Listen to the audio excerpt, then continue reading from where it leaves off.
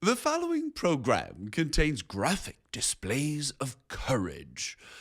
If you suffer from weak knees, this show might not be right for you. Check with your orthopedic specialist. Proclaiming the truth in the highways and byways of the world. Fighting for justice in the dark alleys of politics. Raising the voice of resistance to a fevered pitch. The host who has no equal. He uses sweet and low. Randall Terry. It's amazing. I just got to speak with St. Peter at the pearly gates just for a few minutes. But he wants all apostles, prophets, evangelists, teachers, pastors, heads of 501c3 tax-exempt ministries to know you're doing a great job. Keep putting money first. Don't worry about mentioning wicked politicians by name. In fact, he said he wished at the dawn of the church that they'd have known about this. There's a lot of them that would not have been martyred if they had simply kept quiet and had not rebuked Caesar and other wicked leaders by name. Not. All right, we've got a great show today. We're wrapping up our series on the dangers, the inherent conflict of interest, and the ineffectiveness of 501c3 tax-exempt groups who pretend, I say again, pretend that they're going to have some powerful influence on legislation and the revival of America in the body politic. You are not going to want to miss 1 second of this broadcast, and you're going to want to tell your friends about it as well. But first, a quick word from a man of great wisdom. He'll give us a word of wisdom. Rusty Kalpa.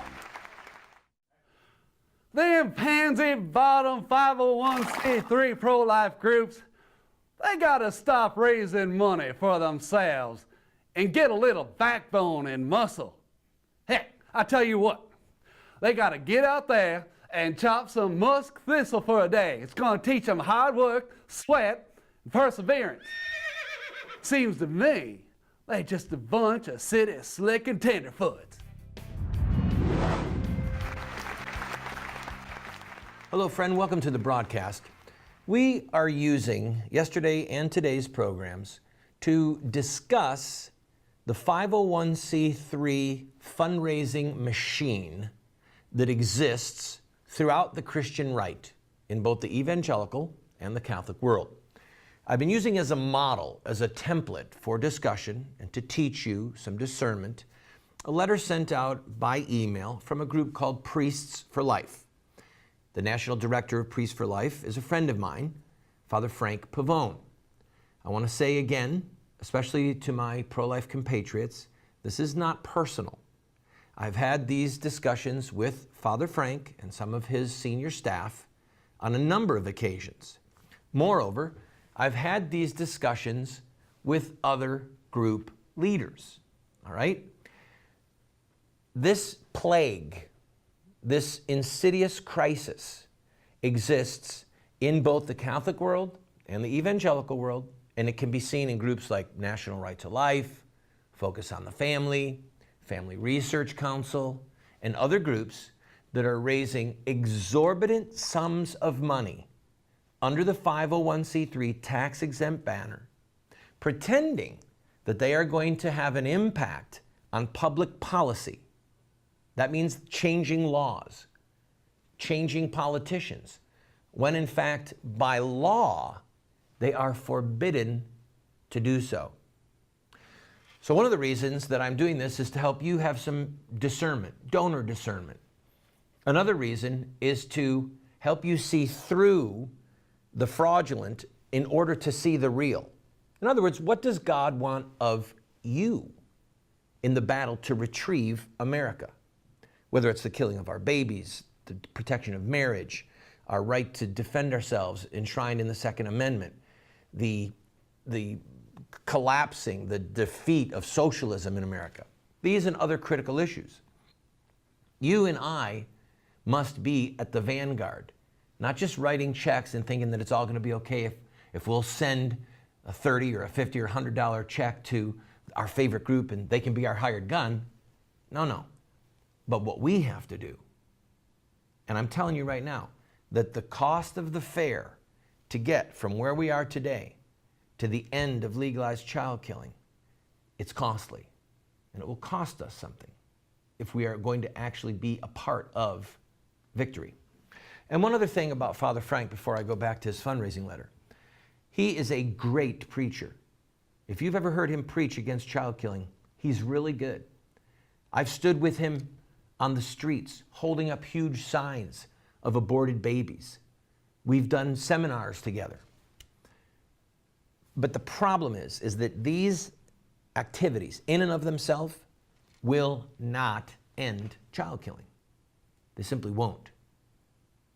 It requires a stridency, it requires valor, it requires confrontation, and yes, it requires political action.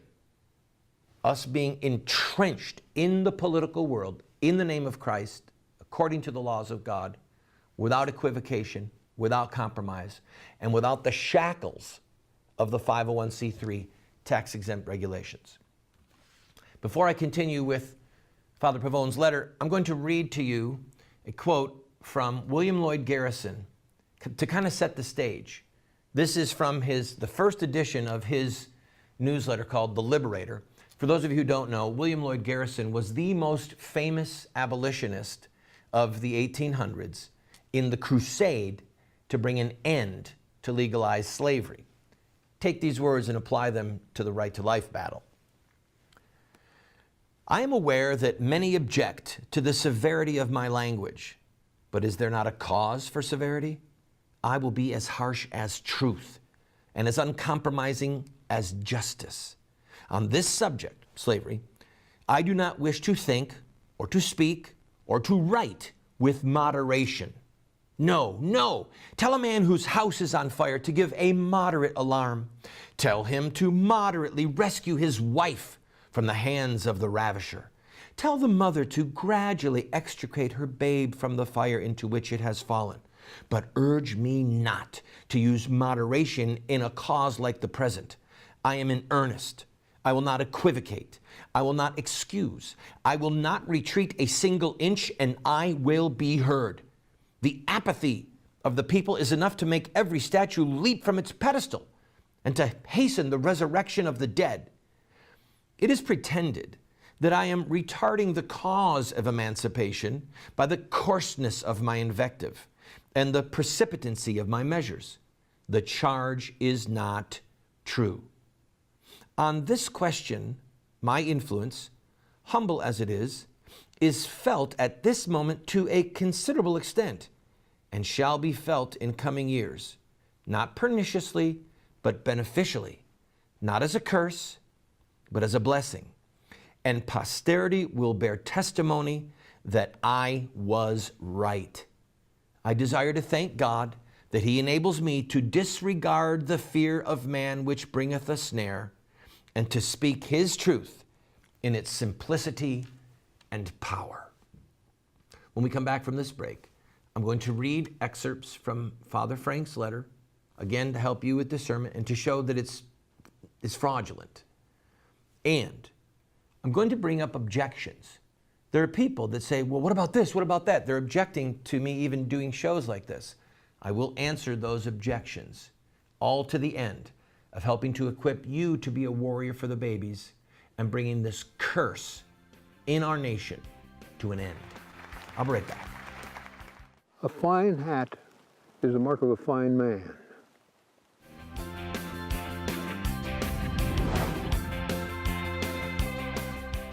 Friend, you need to get this book. We won't get fooled again. Listen to this. I came to the conclusion that most folks were left over from the Reagan era who were no longer warriors, but are now either too old or unhealthy and had compromised and become comfortable with the Republican establishment. They turned these organizations pretty much into direct mail fundraising fronts and were making tons of money and living the good life in beautiful mansions. The conservative movement had transformed itself from a very dynamic, principled organization in the Reagan years to a bunch of compromising, useless, and ineffective money-making machines. I'm reading to you from the new blockbuster book, We Won't Get Fooled Again, that names names, shows organizations, shows how they say that they're Christian, but they betray Christ, they betray biblical principles in the public square, and we are funding them. Go to the website, call us on the phone, and order it today. I'll send it to you for free if you want. God bless you. Friend, you need to get this book, We Won't Get Fooled Again. Listen to this. I came to the conclusion that most folks were left over from the Reagan era who were no longer warriors, but are now either too old or unhealthy, and had compromised and become comfortable with the Republican establishment. They turned these organizations pretty much into direct mail fundraising fronts and were making tons of money and living the good life in beautiful mansions. The conservative movement had transformed itself from a very dynamic, principled organization in the Reagan years to a bunch of compromising, useless, and ineffective money-making machines. I'm reading to you from the new blockbuster book, We Won't Get Fooled Again, that names names, shows organizations, shows how they say that they're Christian, but they betray Christ, they betray biblical principles in the public square, and we are funding them. Go to the website, call us on the phone, and order it today. I'll send it to you for free if you want. God bless you.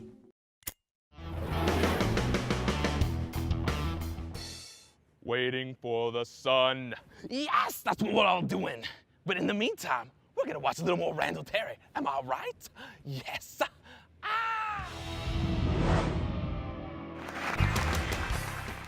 Welcome back to the program, friend. Before I read this, I want you to know something. Father Frank Pavone did not write this letter. A professional fundraiser wrote it. And most of the letters that you get in the mail, you notice how there's a symmetry to them, petitions, surveys, and send money now, and this critical thing. Most of them are written by professionals. It is an industry. In case anyone wonders, I write my own material, okay? It matters to me, and I believe it's an issue of integrity before God. I'm not opposed to having someone else write a fundraising letter, but when someone signs their name to it, all right, they still are responsible for the contents. Here's one of the lines. What we need to do for the next 3 months especially is to make sure every pro-life lawmaker in Congress knows that America is decidedly pro-life and acts accordingly. But they won't know unless we tell them. Congress doesn't have staff. They can't read the polls. Pro-life congressmen need us to tell them that America is decidedly pro-life. This is drivel, and it's simply not true. And by the way, what's the practical application of this? Do they have a bill? Are they going to defund Title X? Are they going to defund Planned Parenthood? Are they going to hold Boehner accountable? Not a syllable in this about practical application and an exact point of battle. Not a word. That's because the mainstream news media and the entertainment industry too has a markedly pro-abortion bias. He continues, and it falls to us, the people of life, to make the truth known. And one of the best ways for you to help do that is to click here and to continue your partnership with Priests for Life. Again, send us money. Send us money. Send us money. To do what? To do what? Here's how we will use your dollars to advance the cause of life in Congress and thwart the plans of those who attack innocent life. We will put our Washington, D.C. office on high alert status and monitor every move that the new Congress makes that has an impact, either positive or negative, on our unborn brothers and sisters. To do so effectively, we may need to increase the size of our D.C. office staff. Put them on high alert. Aren't they on high alert now? There's 55 million dead babies. What are they doing? Are they watching movies? Popping popcorn? This doesn't even make any sense. In the middle of slaughter of this nature, all of us should continually be on high alert. We should always be watching what legislation is happening. And by the way, you don't need to have staff sitting on their thumbs in Washington, D.C. in order to do that. All right? He's selling us a false paradigm. His professional fundraising person is. And by the way, for the first 100 days in 2008, we went to the White House and prayed every single day. For the first 100 days in 2011, after the 2010 election, we went to Capitol Hill every day. And we preached, and we lobbied, and we held up signs, and we prayed, and we tormented them. We had sit-ins at Boehner's office and Harry Reid's office. People getting arrested, making enormous headlines. They knew who we were. They feared us. They dreaded us. And I can tell you that a lot of these groups in D.C., they don't have the fear or the respect or the dread of the enemies of life because they're no threat to them. They're paper tigers. It's shadow boxing. We will send emergency. Oh, there's this one I got to read. Periodically, we will conduct more of our highly effective walking the halls of Congress days, where the priests and pastoral associates of Priests for Life meet face to face with lawmakers. The exact number of times we do this depend on funding. Highly effective? First of all, how many times have you done it? Second of all the things that a group can do, this is actually one of the least expensive. You don't have a lot of overhead to jump on a train from New York City to DC and to walk the halls of Congress. You don't have to have a massive staff to get a bunch of pastors to go to Congress and walk the halls and confront them face to face and warn them of the coming judgment of God and warn them that we'll take them out of office if they don't do right by the babies and by God and by us. It's one of the least expensive things to do. And by the way, we've got a clip of some clergy walking the halls of Congress, and sometimes it feels like we're beating our head against a wall. Andrew, run that clip.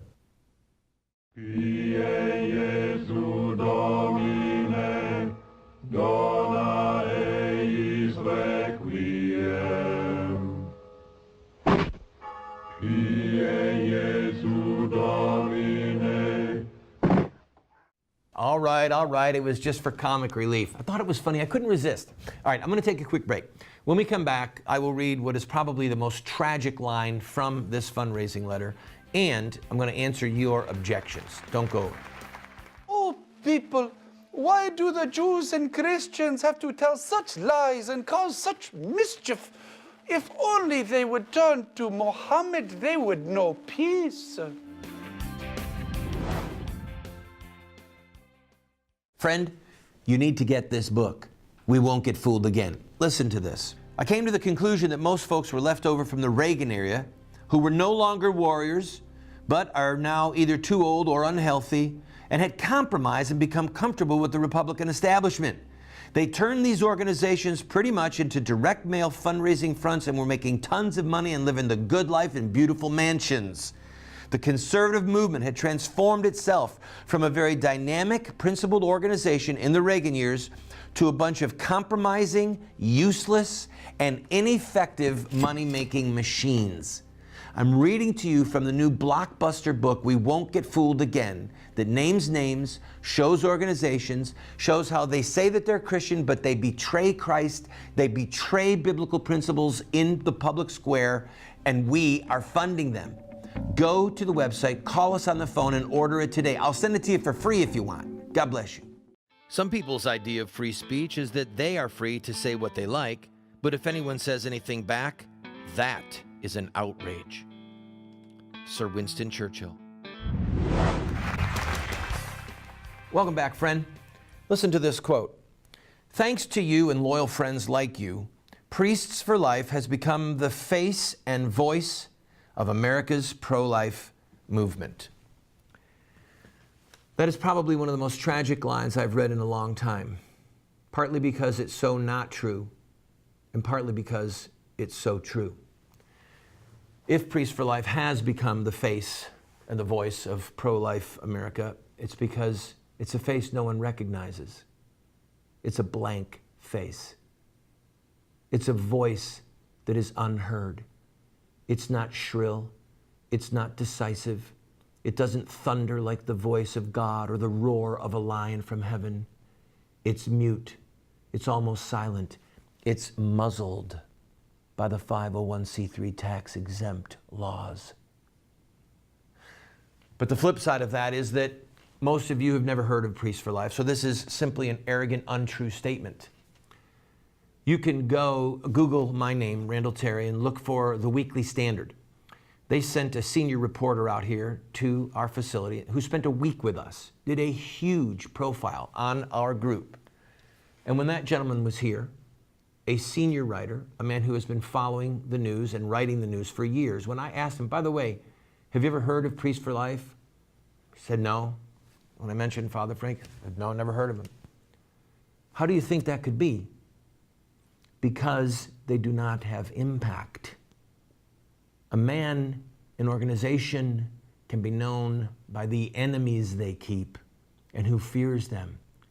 Most people have heard of the NRA because the NRA puts political scalps on the wall. And the reason that people haven't heard of this organization and so many others is because their 501c3 tax-exempt status keeps them from becoming a dread. All right, objections. We need unity, all right? Some people will say, well, Jesus wants us to love each other. He said, greater love has no man than this. I want you to love one another in John 17. That's true, we do need unity. But we have to have a unity in our goal. Paul wrote, it is necessary that divisions arise amongst you so that those who are approved by God can be made manifest. Sometimes we need division so that we can see who's really doing the job and who is not. All right? We cannot have unity at the cost of truth and at the cost of truly defending the victims. If we're going to have unity, let it be with God, His law, His principles. Unity with the victims, unity with victory. I'm going to take a quick break. When we come back, I'll give 3 more objections and my response. Don't go away.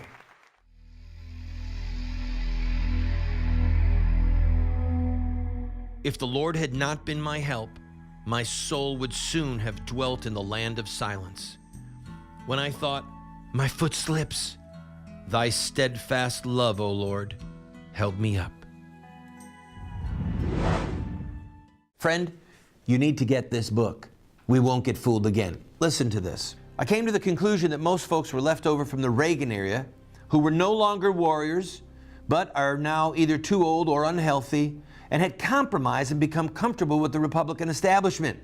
They turned these organizations pretty much into direct mail fundraising fronts and were making tons of money and living the good life in beautiful mansions.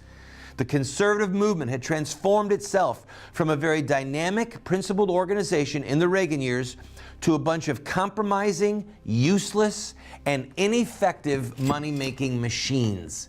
I'm reading to you from the new blockbuster book, We Won't Get Fooled Again, that names names, shows organizations, shows how they say that they're Christian, but they betray Christ, they betray biblical principles in the public square, and we are funding them. Go to the website, call us on the phone, and order it today. I'll send it to you for free if you want. God bless you. Lift up your hands, ye heroes, and swear with proud disdain. The wretch that would ensnare you shall lay his snares in vain. Should Europe empty all her force, we'll meet her in array, and fight and shout for free America.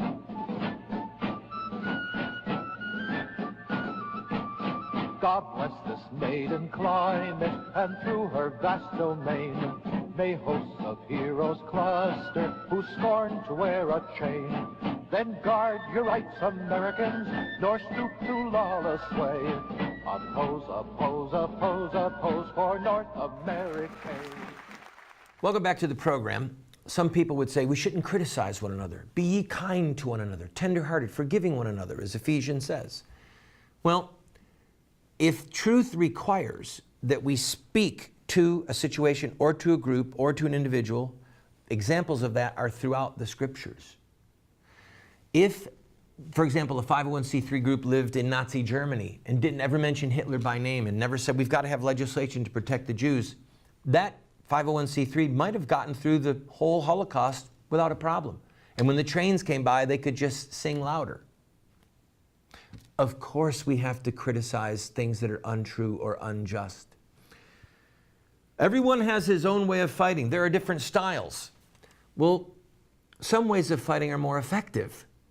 If you said that you were going to fight the Nazis with spitballs, you would be out of your mind. You'd be ineffective. And others of us would have the duty to say, it's ineffective. It doesn't work. And then finally, we do not have to all be so confrontational. Jesus said, blessed are the peacemakers. Jesus also said, I didn't come to bring peace, I came to bring a sword. And I want to ask you, if your life was on the line, literally, you were about to die, and it required me and a few others to try and rescue you from the hands of a murderer, would you want us to be really quiet? Would you want us to say, oh, we can't do that because our 501c3 tax-exempt status won't let us? And I don't want to raise my voice too loud. I don't want to sound too shrill because it makes us look like lunatics, or it makes us look like we're just extremists. Listen, one of the reasons that child killing is still here is because we don't scream so loud and because our actions make it seem like it's not that big a deal. If someone's about to be killed, scream your lungs out. Fight for all you're worth, and then you show everyone that really is a human being who's in jeopardy, and I intend to stop the killing. God bless you.